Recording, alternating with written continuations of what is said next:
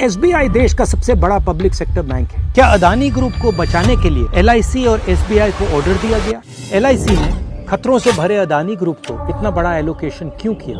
Private fund managers जो ज्यादा risk लेते हैं उन्होंने भी ये नहीं किया। जब इन बातों से पर्दा उठेगा तो पता चलेगा कि उनके फायदे में न सिर्फ आपका लेकिन देश का कितना बड़ा नुकसान हुआ। गौतम अडानी पर बड़े कर्जे बकाया है। एक अनुमान के अनुसार वित्त वर्ष 2022 में अडानी ग्रुप के कुल 2 लाख करोड़ के कर्जे में से लगभग 70,000 से 80,000 करोड़ सिर्फ बैंकों से लिया लोन है। इसमें सबसे ज्यादा 27,000 करोड़ रुपए की देनदारी एसबीआई की है, 5,500 करोड़ रुपए बैंक ऑफ बड़ौदा का लोन और एलआईसी का अडानी ग्रुप के डेट और इक्विटी में 36,474.78 करोड़ रुपए का एक्सपोजर है। मित्रकाल में उठाए इस कदम ने अब आम भारतीयों के भविष्य को जोखिम में डाल दिया है।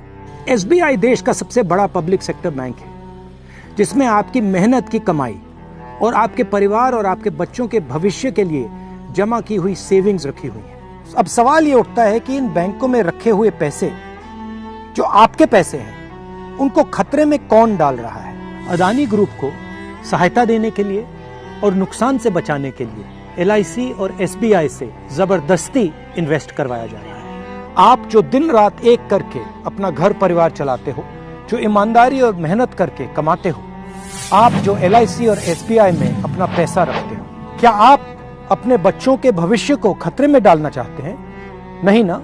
तो मेरा सवाल आपसे है, अदानी के नुकसान को भरने के लिए आपके पैसे क्यों लगाए जा रहे हैं? दिसंबर की शुरुआत में 3 प्रमुख ग्लोबल फाइनेंशियल इंस्टीट्यूशंस ने एसबीआई को ऑस्ट्रेलिया में अडानी ग्रुप की कंट्रोवर्शियल कारमाइकल कोल माइन के लिए लोन देने के खिलाफ चेतावनी दी थी। न्यूज एजेंसी IANS के अनुसार नवंबर 2020 में एसबीआई अडानी ग्रुप को 5,000 करोड़ रुपए का ऋण देने के लिए तैयार था। इतना ही नहीं, साल 2014 में अडानी और उस वक्त की एसबीआई चीफ के बीच एक MOU पर हस्ताक्षर भी किए गए थे। एसबीआई के चीफ आपके पैसे को सुरक्षित कर रहे हैं या फिर अदानी के बिजनेस को? भारत की सबसे बड़ी सार्वजनिक बीमा कंपनी एलआईसी का अडानी समूह में पूरे बीमा इंडस्ट्री के कुल निवेश का 98% से अधिक हिस्सा है।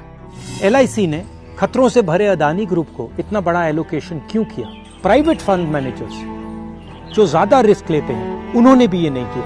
क्या ये पीएम का कर्तव्य नहीं कि एलआईसी जैसे फाइनेंशियल इंस्टीट्यूशंस का पैसा सुरक्षित रहे? हिंडनबर्ग की रिपोर्ट आने के बाद एलआईसी के शेयर्स की कीमत 50,000 करोड़ रुपए गिर गए।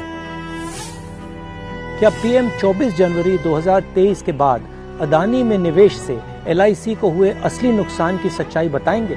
एलआईसी के इन्वेस्टमेंट के बाद घबराए हुए अदानी की रिटेल इन्वेस्टर्स की परेशानियों को कम करने के लिए पीएम क्या कर रहे हैं? ये कोई रहस्य नहीं है कि अडानी ग्रुप ने शेल कंपनियों के एक विशाल चक्रव्यूह का इस्तेमाल करके सामूहिक रूप से अडानी की सार्वजनिक लिस्टेड और प्राइवेट कंपनियों में अरबों डॉलर्स का लेन देन किया और ये अपने व्यापार की साफ जानकारी दिए बिना किया गया है। अदानी ग्रुप के खिलाफ फ्रॉड, मनी लॉन्ड्रिंग, शेल कंपनियों का उपयोग करने के आरोप लंबे समय से लगते आ रहे हैं। 4 इन्वेस्टिगेशंस हुए हैं, इनमें से एक सेबी ने किया। इन शेल कंपनियों के पीछे कौन है? जब मार्केट में अदानी ग्रुप की शेयर की कीमत उनके इशू वैल्यू से भी नीचे गिर रही थी, फिर भी एलआईसी और एसबीआई ने एफपीओ में पैसा निवेश किया। क्या अदानी ग्रुप को बचाने के लिए एलआईसी और एसबीआई को ऑर्डर दिया गया? किसके कहने? जरा सोचिए, इन कंपनियों में लगा सारा पैसा आपकी मेहनत की कमाई है। ये कंपनियां डूबी तो आपका पैसा भी डूबा, यानी अडानी नहीं, यहां आपका पैसा दांव पर लगा है। सत्ता में बैठे लोगों को आखिर किसने ये अधिकार दिया? हम इसका जवाब लेकर रहेंगे। जब इन बातों से पर्दा उठेगा तो पता चलेगा कि उनके फायदे में न सिर्फ आपका लेकिन देश का कितना बड़ा नुकसान हुआ है।